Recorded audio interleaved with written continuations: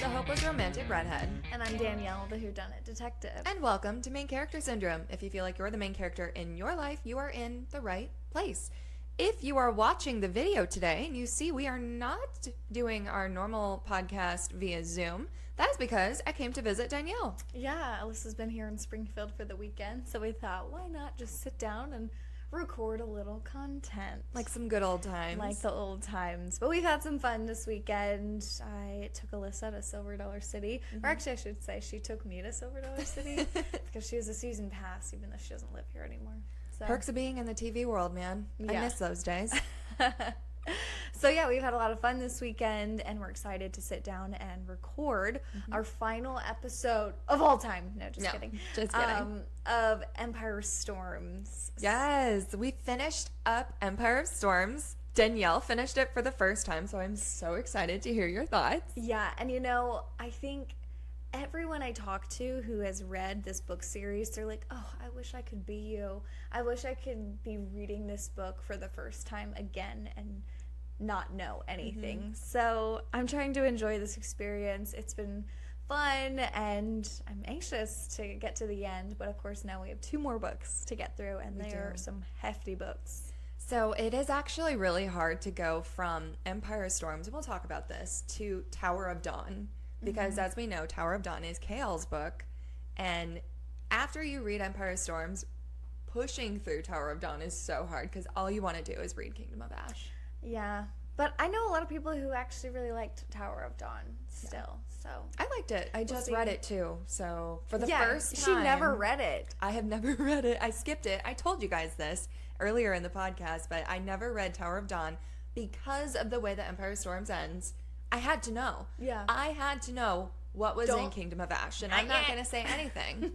I'm not going to say anything until the end of this episode. But yes, we are finishing up the book today. So if you have not finished Empire of Storms, we're going to spoil the ending for you. Yep. We'll wait till the end of the episode. But today we're going from chapter 57 through 75, I believe is the last chapter. So we're finishing up. And of course, if you have not read up to Empire of Storms, go back and read those books and listen to those episodes for those recaps, and then jump back into this one. And Assassin's Blade. You have to have read Assassin's Blade before you read this book. Yes. Otherwise, it kind of won't make sense. Yeah, you're going to be like, who the heck are these people? Yeah. Because, oh man, it's so good. Yes. So without further ado, let's get into it. Danielle? Okay, so in what happened in the last episode, how did we end? Chapter 56. So we did end with the Ilkin army was coming up to Aelin. Aelin was like, not today, and burned everything. Lorcan and Elide were caught in the middle. Lorcan protected Elide through the entire thing. And Lorcan thinks that he is going to confront Aelin about, how she tricked him into thinking that he had a word stone and he really had a Valgrind. Yes. But he does not know that Gabriel and Fenris have a kill order against him. Yes. So then we jump into chapter 57, and we're in Elide's point of view, and she's been having these voices kind of speak into her head. So this voice speaks into her head, and it tells her to observe and see her surroundings, that not everything is as it seems. Golden eyes then pop out, and it's a mountain lion and a wolf to attack Lorcan. It's obviously Fenris and Gabriel. She jumps in to rescue, and Fenris accidentally shreds her arm apart, biting it. Holy cow. Yeah. This is very bad. Not only is this going to piss off Lorcan, but Aelin as well. And also Elide's human. Yeah. She'll bleed out and die. Yeah. She cannot heal herself. So then Lorcan says that he's going to kill him for what they just did to her. And then they say to let down his shield so that Gabriel can heal Elide. And they know that if he lets down her shield, that they're going to try to kill him. So he tells her he wanted to go to Peranth with her, and then lets down his shield, knowing that after they heal her that they're going to kill him. And so then Gabriel heals Elide, and while that's happening, Fenris attacks Lorcan. Then they're broken apart by a cold wind from Rowan, and they hold them both down. And Rowan says that Elide and Lorcan are under the protection of Aelin Galathinius, and if they do anything to them, that it's an act of war. And this is a way around the blood oath for a while. Aelin then comes and welcomes Alid and apologizes for Alid's mother dying to save her. Aelin then tells her that Alid's mother's last words were to tell Alid that she loves her. Oh, this was so sad. yeah. And then Manon sees Alid because she's also with Aelin in her group, and Manon sees Alid hide the stone in her pocket, and it's apparently the third part of what she calls the triangle, what Manon calls the triangle. And then Alid tells her that she's there because of Kaltain, and Kaltain saved her and gives her the word key. Manon and Aelin begin to both lay claim to Alid, and Lorcan tells Rowan Aelin's powers could destroy herself.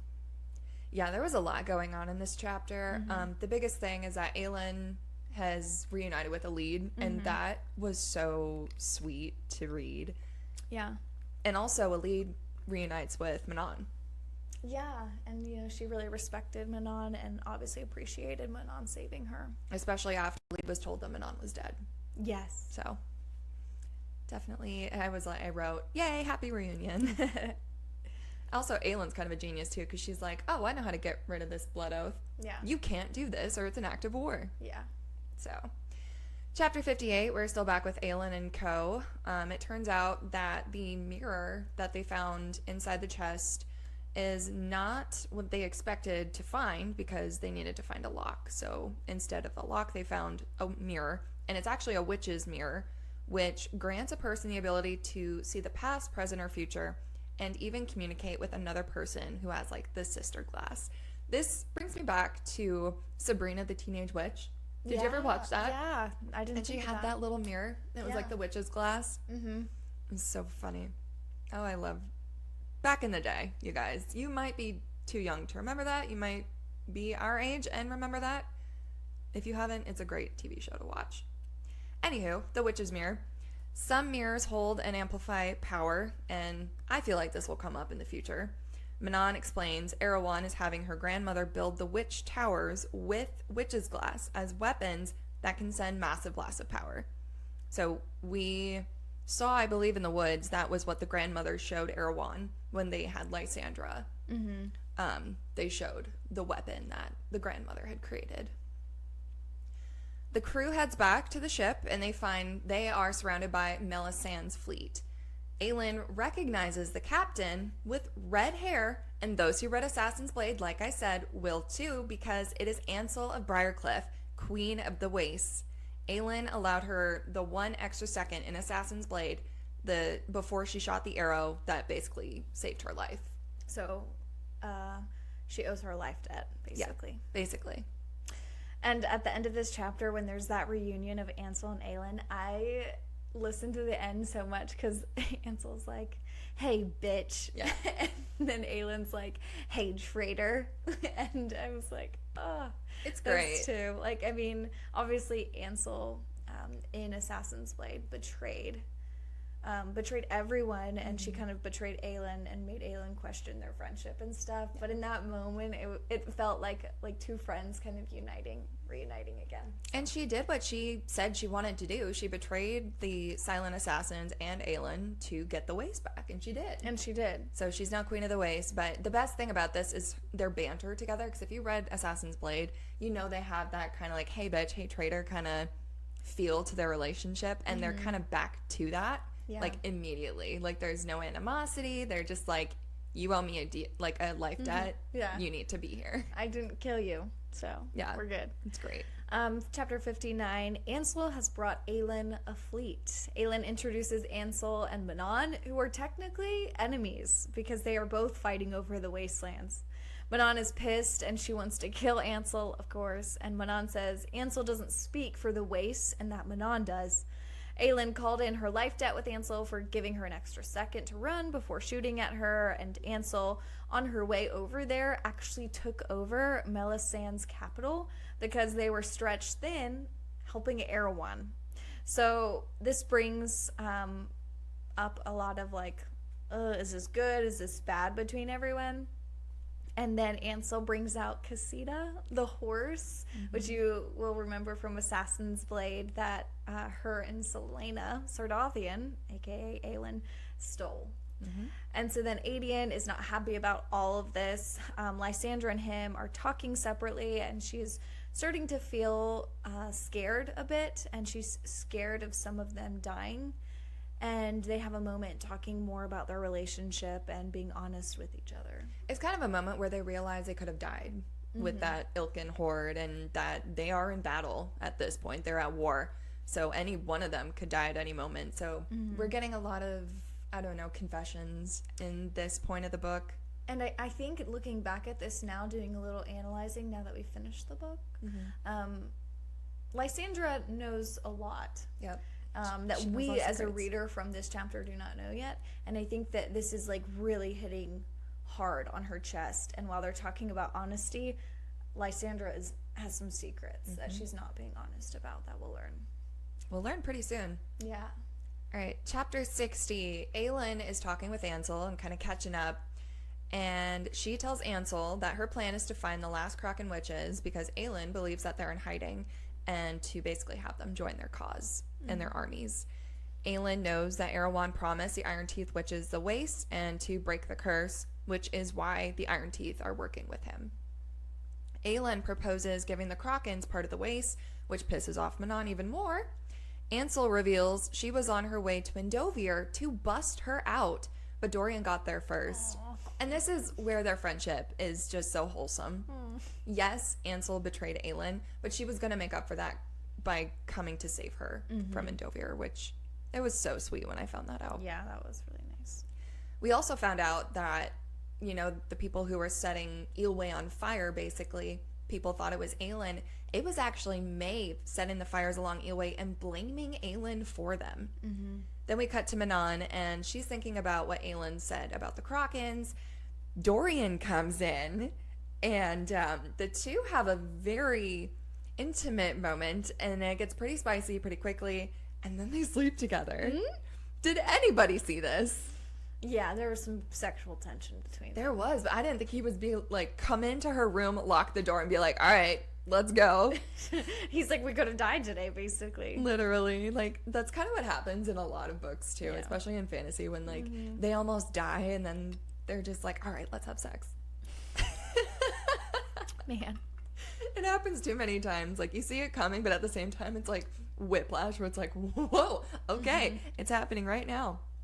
Then, after Manon is like, I gotta get out of here. I spend too much time with humans. I'm actually developing emotions. Which, like, oh no, emotions. Cut to a lead. She is with Lorcan on a hammock. They're kind of cuddling. And something is, like, prodding her awake. But again, there's nothing there. It's like a voice inside her head.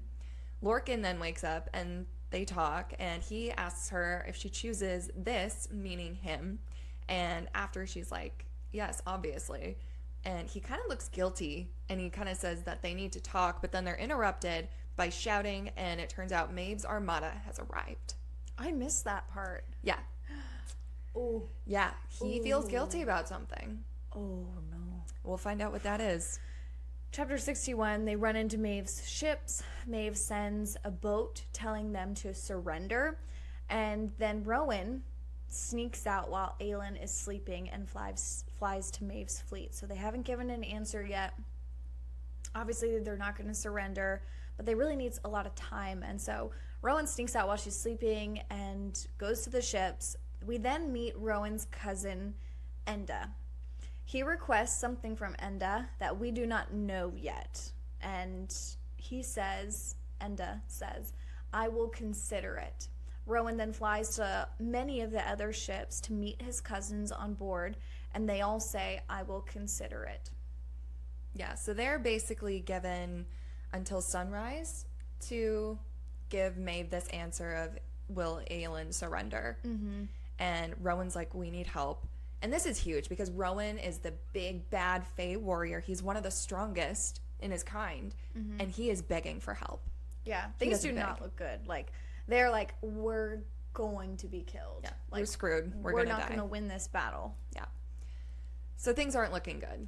Chapter 62, Dorian gets this idea and he gathers Manon, Aelin, and Rowan. He believes that the witch mirror holds the secret of the 3 keys and how to bind them in the lock. He doesn't think it's a communicating mirror. He thinks it's a traveling mirror. So he thinks that Deanna was sending Aelin a message that Manon and Aelin need to step into the mirror together and learn the truth and the knowledge left behind for them.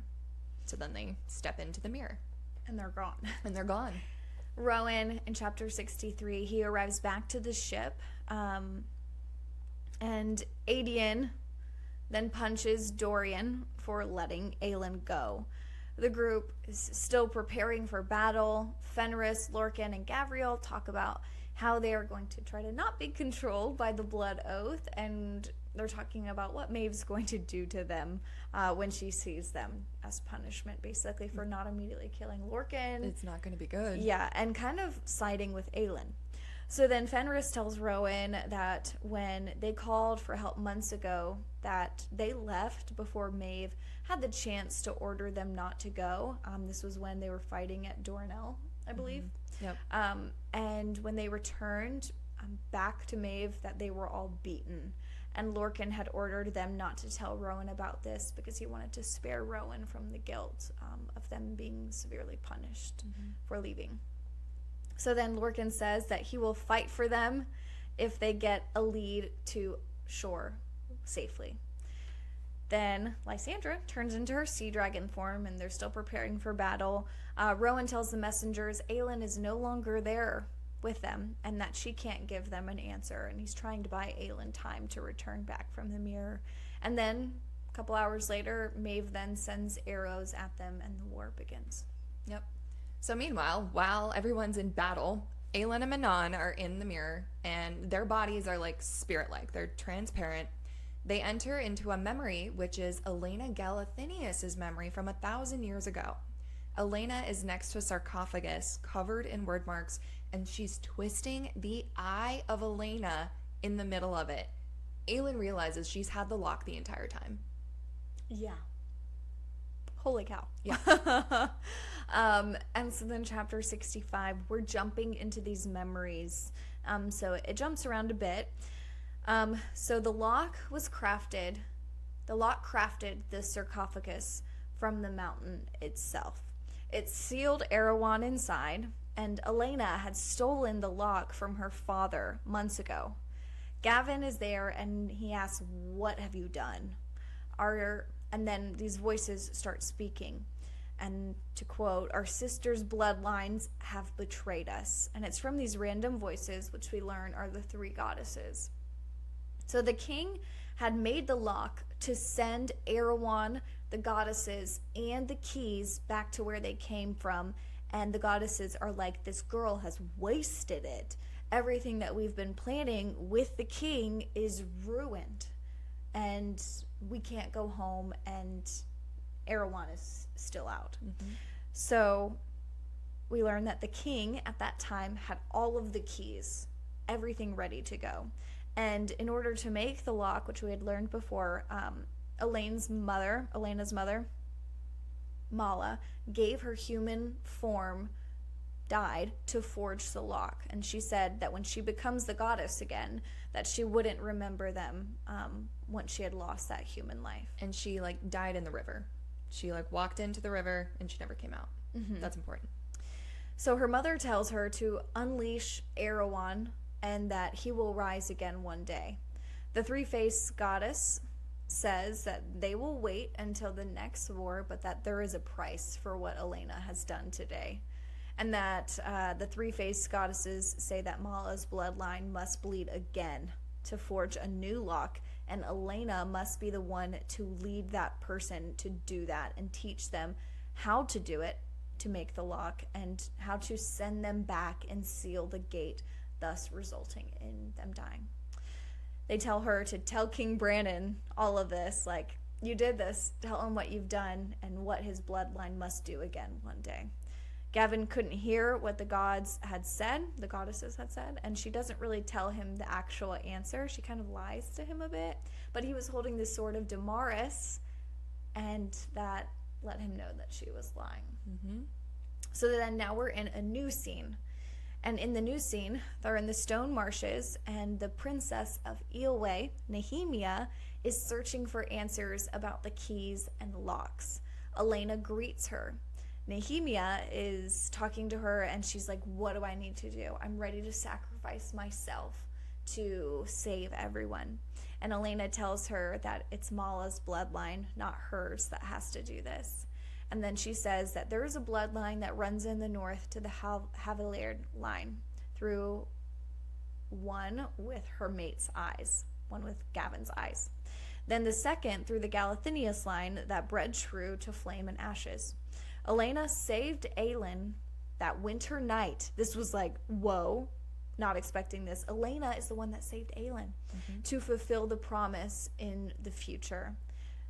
I was a little confused still about how exactly, like, she was like, it's going to be Aelin, not Dorian's line, but yeah. And then Elena tells Nehemia that she has to go to her enemy, the king's house, to find Aelin by her eyes and the mark of the bastard. And also Dorian, that one of them would have to do this. And the price would also be Nehemia's life. And so she knew, obviously, that she was going to die still. I think Dorian wasn't ready at the time. Like, neither was Aelin, but I think Aelin, her magic was a little bit more, pure? I guess, not pure, but like, she's used it more than Dorian has. Dorian didn't know he had magic. Yeah. She said, like, here in this chapter, she was like, that Aelin's line has blood pure with fire and ash, true to flame and ashes.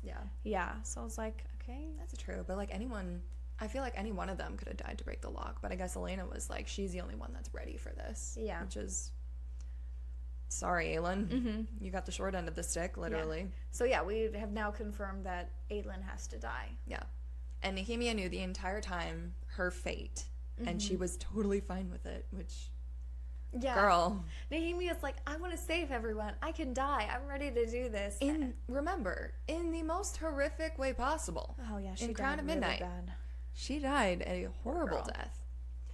Chapter 66, we are in Adian's point of view as the battle begins, and they are getting pelted with arrows above.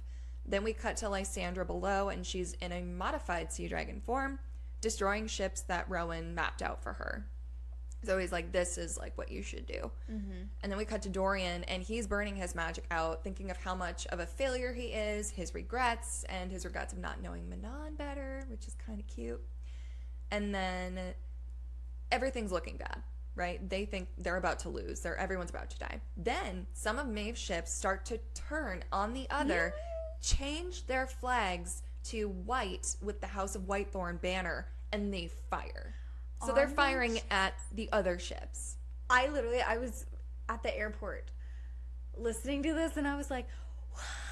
Oh my gosh. Like, total plot twist. I was like, yeah, that's what Rowan had asked of all of them. He was begging for help, and they answered. Yeah. So in chapter 67, Rowan told Enda the truth about his love for Aelin, and that Erewhon and Maeve have this desire for the keys and basically to destroy the world. He begged his cousins to help them and fight with them instead, and all of his cousins knew they were committing treason by doing this, and they would all be stripped of all of their land and titles, and they still decided to fight for the good guys. And all of his cousins attacked with them. All of them. All of the ships that he talked to turned. Rowan then wishes that Aelin was there to see the entire House of Whitethorn fight for her. I love Rowan. I love him so much. Yeah. And then everyone starts chanting Whitethorn's name, and then Fenris and Gavriel vanish out of nowhere. And then Maeve isn't on the water, and she is at the shore where Elide is. Lorcan is like, oh crap, and he runs to go get Elide, going back to shore. Elide has a voice in her head screaming, see, see, see. And she knows something is coming as the sun is covered by clouds. Yes, if you remember, they dropped Elide off at the shore to keep her safe. And Lorcan's like, oh shit. Maeve's not on the water. She's on the shore. That's what you get for trying to keep a woman out of the fight. Yeah. Not good. Not good. All right, chapter 68. We and Aelin now know that Nehemia knew the entire time that she would die before she even came to Rifthold. And then we see a memory of Elena and Brannon arguing. Brannon is her father. Elena is now Queen of Otterlin, and she's like wearing the Eye of Elena as like kind of like a reminder of her punishment. Then we cut to another memory of the Kraken Queen, Rhiannon, the last Kraken Queen, explaining how the mirror works. Brannon then forged the amulet of Orinth, writing "Nameless is my price," after we see him like mourning this altar, and there's a quote-unquote crone next to it. And I feel like that might be dead Mala, but we don't really know. Then Brannon forged the amulet, and he wrote "Nameless is my price" in word marks, which is a message for his true heir of Elena's punishment. So Aelin would be the cost to end it all, and Aelin figured this out a little while ago, and we'll kind of get to that a little bit, but she even kind of knew when she heard "Nameless as my price." Like, remember, she got like ill, and She was she's like, nameless crap, is my price. Nameless is my price. I'm the price. Yeah. So she's learning this, and Brannon set all the clues for Aelin to find. He built Elena's tomb, he made Mort, he hid the keys, and he planted Damaris. Then he went into the river after all is done, where his beloved sacrificed herself and never came out. Oh, this was hard to read. Yeah. It was so sad. Then Elena shows Aelin another memory of the night she fell into the Florine River years ago, running away from that assassin. Turns out, as we found out, Elena was the one who saved Aelin. Then she kind of tugged Arobin out of bed and made him come for her through magic. So the way that she saved Aelin, because remember, she's kind of a spirit, she made a deal with the goddesses to like give her a corporal, or whatever it's called, something with a C, like an actual physical body. And she was able to pull Aelin out of the water, use her magic to like heat her up and stuff. And no, then not yet. Aelin died. That's true. Aelin died. Aelin did die. River. She did die because it was cold and whatever.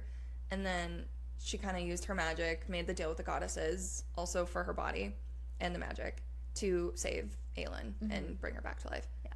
And give her time that she felt like she owed Aelin for having this punishment. And the goddesses were like, keep her and basically raise her quickly to fulfill this promise to us. Yep. And she's like, sorry. Yeah. So she has this whole plan for Aelin, and she tugs Arobin Hommel out of his sleep, makes him come down to the river with her magic, like kind of like what that force is doing to Elide, like pushing her towards doing something. And Arobin finds Aelin, and we all know the story about that.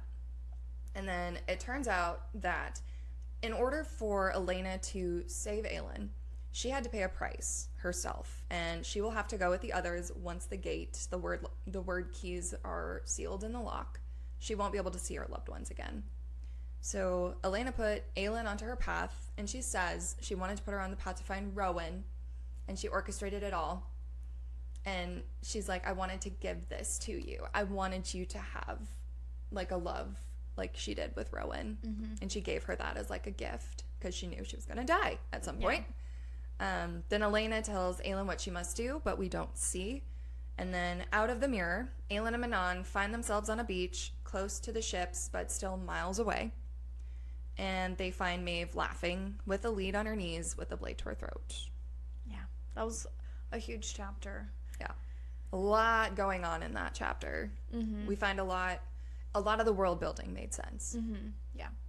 So chapter 69, Lysandra is now a ghost leopard fighting with Adian, and Gavriel had shielded Adian before all of a sudden leaving and vanishing. So it was like a protecting my son kind of thing because it just wasn't looking good. Adian then tells Lysandra to run, and she nuzzles into his neck, and they like kind of flirt, and it's like, We're still killing and fighting and... Mind you, she's a sea dragon. Yeah. No, at that point, she's a ghost leopard. Oh, ghost leopard. Sorry. Ghost Mind leopard you, at she's that a ghost leopard. Yep. Dorian is still approaching burnout, and then all of a sudden, 12 wyvern shoot from the sky. Who could that be? Yeah. Chapter 70. The 13 have arrived, with Abraxos leading the charge, and they take care of the rest of Maeve's armada, with some retreating after they see the witches. So, obviously, they're like, oh, we're not going to win. Bye-bye. Then Rowan, after the battle's over, he is looking for Aelin, realizes that she's on the coast, and a dark presence is there with her. And he realizes that the battle was a distraction from something bigger. Yeah. And yeah, these next few chapters are really hard to read. Again, for a young adult book, some of this stuff is brutal. Yeah, it's about to get really dark. So in chapter 71, Aelin and Maeve are face to face, and they're kind of taunting each other. Lorcan appears, and he goes to Aelin's side. Yikes. Manon then tells Maeve to just let Alid go. So she's there to basically protect Alid. She's concerned for her. Obviously, Lorcan is too. And Lorcan, spoiler, big plot spoiler. twist.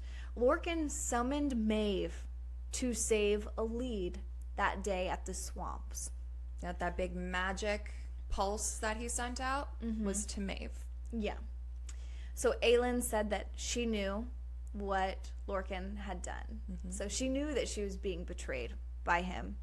Alid Lochan, who's the daughter of Marion and Cal Lochan, we learned there again, and that's just kind of reiterating, so I was like, this might be important that they're mentioning their names again, even though we've already heard it. She's basically like royalty at Terrasen. Yeah. Like Lord and Lady. Yeah. So then Lorcan betrayed Aelin for Alid, and Maeve asks him where the rings and keys are.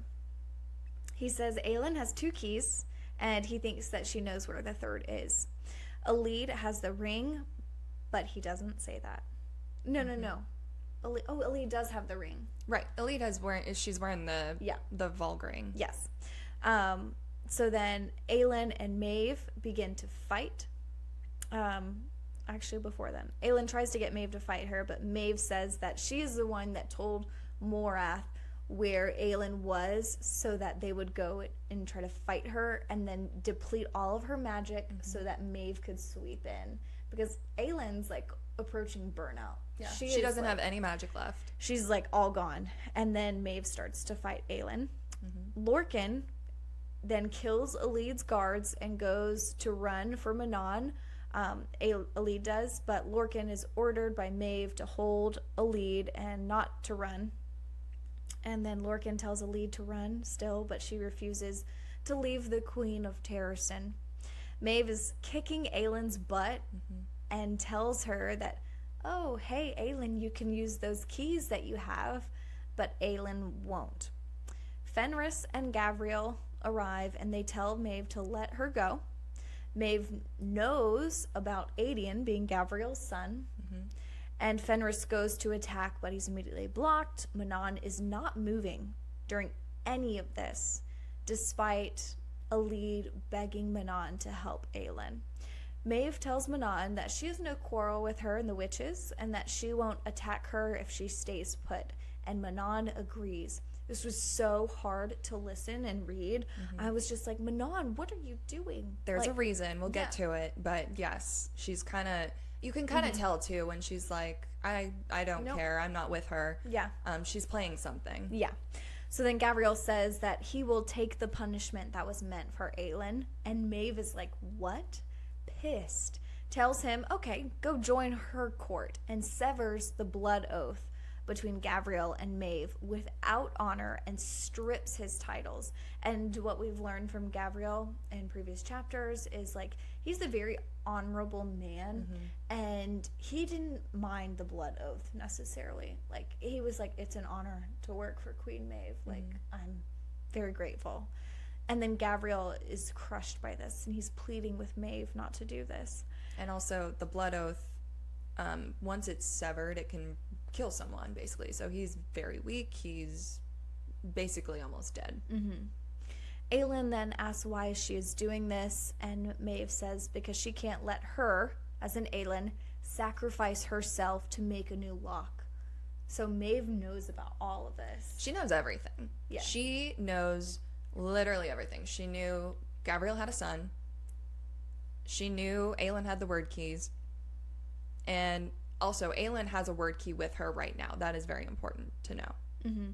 So then, Maeve, Aelin asks why she's doing this. She said she can't sacrifice herself to make a new lock.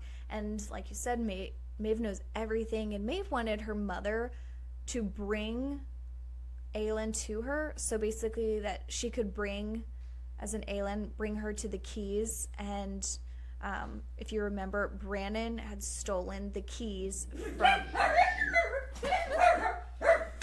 Andrew. Okay. Sorry for that disruption. That was fun. My husband walked into us recording and my dogs freaked out and knocked down all of the equipment here. Mind you, that was Shotzi, the 12-year-old, not Sammy the puppy. Yeah, Shotzi, the 12-year-old, who's literally 7 pounds, and she knocked down all of the lights in the camera. So fun stuff. Sorry about that. But we'll jump back in now. And so we'll jump back into the last topic point that we were talking about, and that is that Maeve wanted Aelin's mother to bring Aelin to her so that she, as an Aelin, could bring her to the keys that Brannon had stolen from her. So King Brannon, who had all 3 keys, stole them from Maeve. And Maeve had seen the future and knew just all of this stuff happening long, long ago. She saw the future. She saw Aelin. She saw what Aelin could do. And so this prompts her to take action. Yeah. And make this huge plan, including Rowan. So she says that her and Rowan could have had children so powerful that they would rule the world one day. But she's stopping it. Maeve had Rowan's first mate killed. So she killed his mate, to his quote-unquote mate, to send him into this spiral so that she could get him to take the blood oath to her. Yeah, this is Lyria. Yes. And she's not actually his mate. She lied and convinced him that that was his mate, but it wasn't. All of this was part of her plan. Maeve then confirms that Rowan is Aelin's mate, and she is Rowan's mate. And that Maeve says that Aelin is immortal and that she's about 5 years from settling into her immortality, which is like mind-blowing. And then all of a sudden Can, her first man now, who is the sadist, arrives, and he's prepared to beat Aelin. And she says that Aelin can either choose to come with her willingly, or she still comes with her and they take a lead as well. Yep. So she's given 2 choices. This whole plan, too, is really sad because, number one, Rowan went through absolute hell. All because of Maeve. Maeve orchestrated this entire thing, made him think that he found the love of his life, and also that he got her killed. But really, Maeve was orchestrating her death all along. Yeah. And then to find out that Aelin was 5 years from settling into her immortality and that she was going to live a long, happy life with Rowan is also really sad. No, they were going to have extremely powerful children. Yeah, and the fact that Aelin could have met Rowan years ago, like what, when she was like 15 or something, like, it was just so sad. And Maeve is an evil genius. She orchestrated this whole thing. So, this was hard to read. Chapter 72, Lorcan is protesting, saying, take the queen, Elid's innocent. Aelin agrees. She agrees to go to save Elid. She tells Elid to tell Rowan she's sorry for all the lies, and what they had to do, or what they had was all borrowed time anyways, because Nameless is her price and she was gonna die anyways. And to remember the vows he said to her, which were like, what vows? What do you mean by vows? We'll find out. She also says to tell Lysandra to remember the promise she made. Again, this is Lysandra's secrets. And then Maeve pulls out a mask out of the iron tomb that she plan for Aelin. It's made of iron, made especially for her. So she made this iron tomb, she made the chains and the mask, and Aelin realizes that Maeve has been planning this for probably centuries. Like, she knew that she was gonna, like, entrap Mala's heir like this. Mm-hmm. And then Maeve has Cairn, who is, like, now basically her Rowan, brutally whip Aelin and make her count out loud. But Aelin refuses to count, and she gets whipped even more, saying, like, oh, we're starting over because you didn't count. Mm-hmm. And she's close to dying. Yeah, her back is basically all meat by now. Then they find out that others, meaning, like, Rowan and Manon, are close. So Maeve lets Rowan and basically the cadre that stayed for the battle. So Maeve lets Manon take Elide away, and Elide's like, no, I want to go with her. Very noble, but Elide, you're also only a human. Yeah. So Maeve then drags Aelin towards the iron box in chains and puts the mask on her face. Yeah, this was so hard to read, this chapter. Because, yeah, it's just like Aelin's nightmare, and Maeve knows it. Like, Aelin just has been beaten and whipped before, and had her back all torn up. And so this is like adding insult to injury. Like, I'm going to whip you over and over again, like when you were a slave in Dovier. Yeah. And again, this is a young adult book. Reading this is just really hard. Yeah, it was torture. So chapter 73, Manon is walking away with Elide, and Manon has the word keys.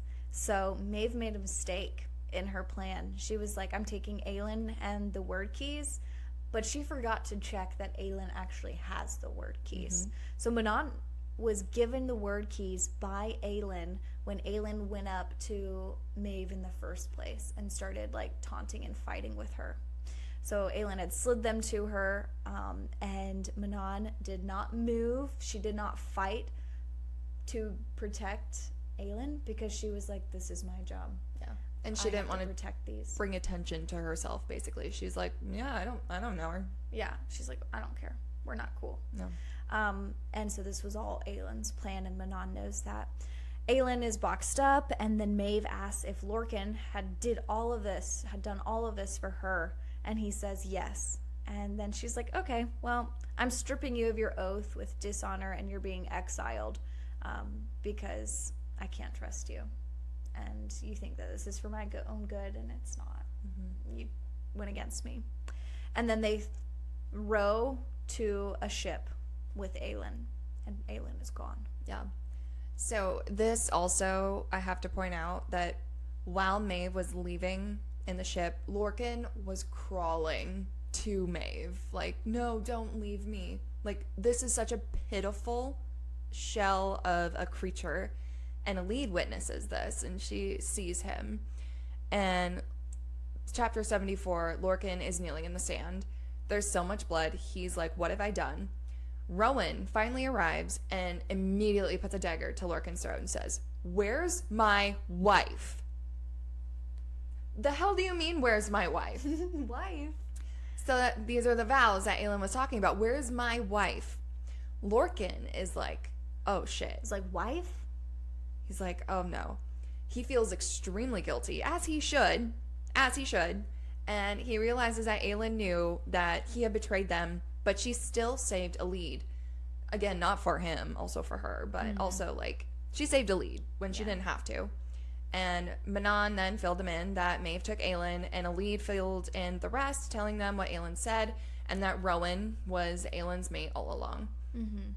Rowan kind of felt this way, but he didn't know, like, to put a name to it. I mean, we felt this way, too.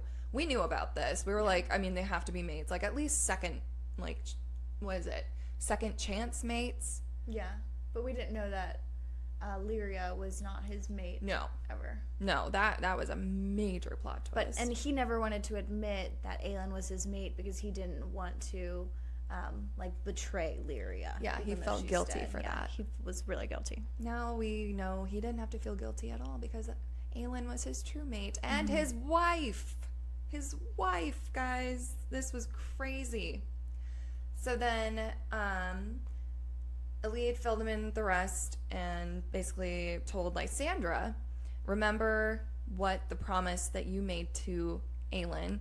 And Lysandra kind of tells him this promise, which then Aedion turns on Lysandra because Lysandra knew something that they didn't, once again. And we find out Lysandra promised to take Aelin's form because Aelin knew that she was the price for the lock, and she was going to rule Terrasen in her stead, and that she and Aedion would produce an heir. Obviously, Aedion is furious, and then he tells Lysandra to go to hell. Something about go to hell, you lying bitch. Yeah. Something along those lines. It was harsh. It was cruel. Elide then lashes out at Lorcan, rightfully so. Yeah. She hates him for what he did, and he allowed Aelin to be taken. And basically, she's just like, you suck. And tells him that she hopes he spends the rest of his immortal life alone. Yeah. Which really hits Lorcan. Then we cut to Manon in 13, and Astrid says they spent months looking for her. Then Abraxos kind of showed up, found them, and led the way. Yeah, and if you remember, the Ilkin had told Manon that Astrid was dead. That Astrid had been like brutally murdered. Showed her like her, I think she had like a head wrap or something, and like threw it on the ground and was like, ha, she's dead. Yeah. Astrid is very much alive, and so is the 13. And they also know about Manon's heritage and will still follow her. She plans to find the Krakens and raise an army, and they will go with her. They will follow her. And she gives Dorian the word key. And Dorian isn't scared of it. He just kind of puts it in his pocket and is like, it is what it is. Yeah. So in chapter 75, we learn a lot of things. We learn that Rowan married Aelin 2 days ago, and Lysandra and Aedion were both the witnesses. So Aedion kind of knew about the marriage, but he didn't know about Lysandra agreeing to Aelin dying and her taking her form and acting like Aelin for the rest of her life. Yeah, that was between the two. And I don't think Aedion was ever supposed to find, or not Aedion, I don't think anyone was supposed to find out but their inner circle. Yeah. So then Rowan says to himself, kind of, he's like having this internal monologue and just thinking. He knew that she was his mate, but felt guilty, like we said about Lyria.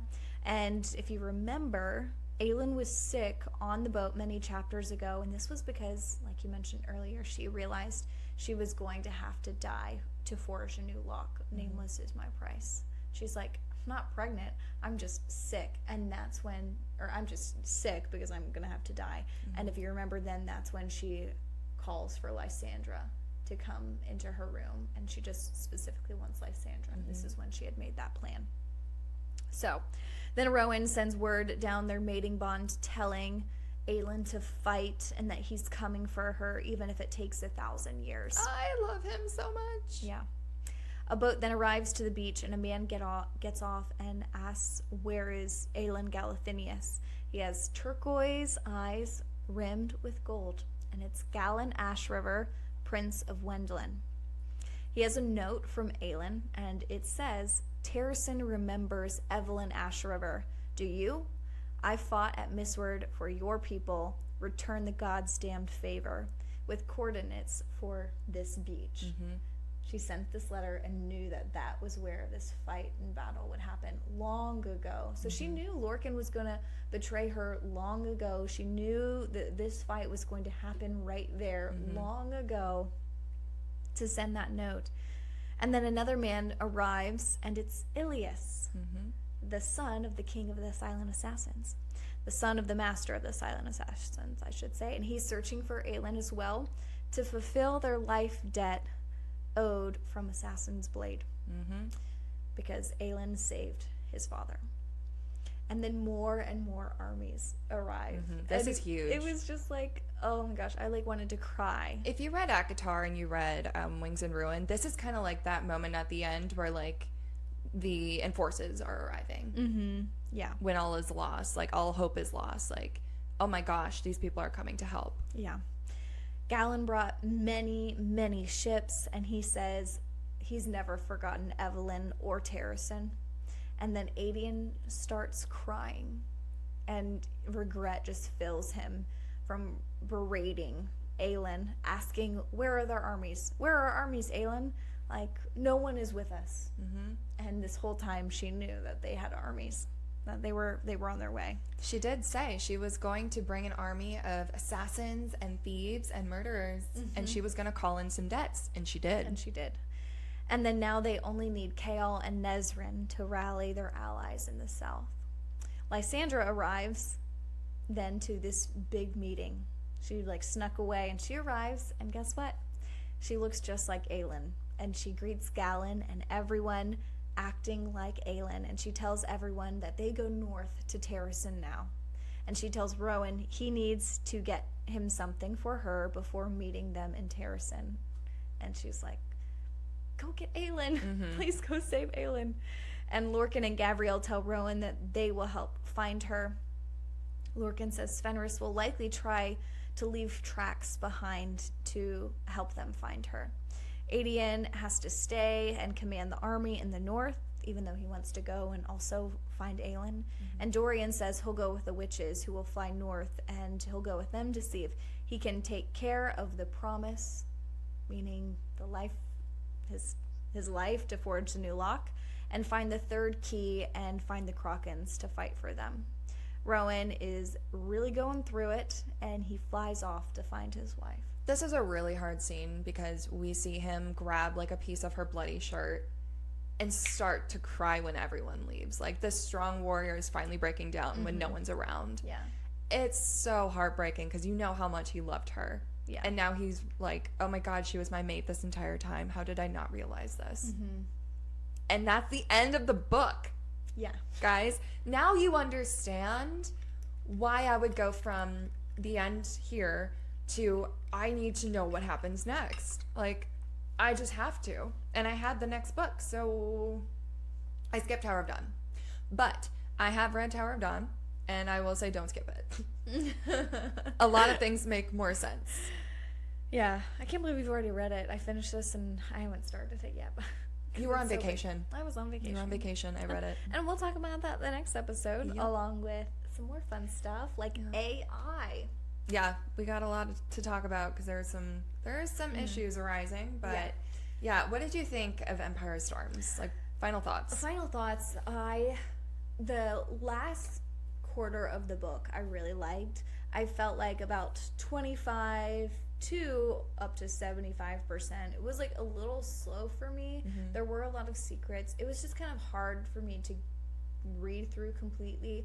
I mean, it was great. I loved the book. And I don't know, maybe that's just more of my own time management or something, but the final like 25% of the book, I was like, no, I can't put this down at all.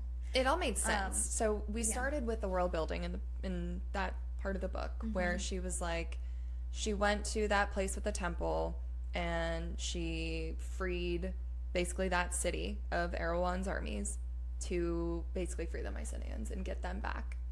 Then she sent out letters with Aedion. Those were the letters to Galen and Ansel and all these people. And Sarah J. Maas is really good at planning things out, and almost like Taylor Swift version where like she'll plan them out books ahead. And then we'll find out in the final few books that, oh my God, this all makes sense. But it is a journey, and it takes a while. If you've read Crescent City, you'll know she takes a while to explain some things. It was a little dense at times, but it all started to make sense at the end, and it was like, oh, wow, I missed all of this. So when you analyze it and you look back at the notes, you're like, oh, that makes sense. But yeah, it was good. I'm excited. Tower of Dawn is next, which is Kael's story. If you remember from Queen of Shadows, he fought Dorian's dad, which then turned out to be a Volg prince, or like one of his minions, which is Erewhon's minion, because Erewhon was in Duke Parrington. Now he's in a different body. But yeah, and Kael cannot walk, so he is on his way to the Torre Chesme to be healed by their healers. And if you remember from Assassin's Blade, who else also goes to the Torre Chesme? Irene. So that is going to be a story with both of them, and we will talk about that in a couple episodes. But first, we're going to get to our next point, which is AI. But For now, to the readers who listen, we'll see you later. Bye, everyone.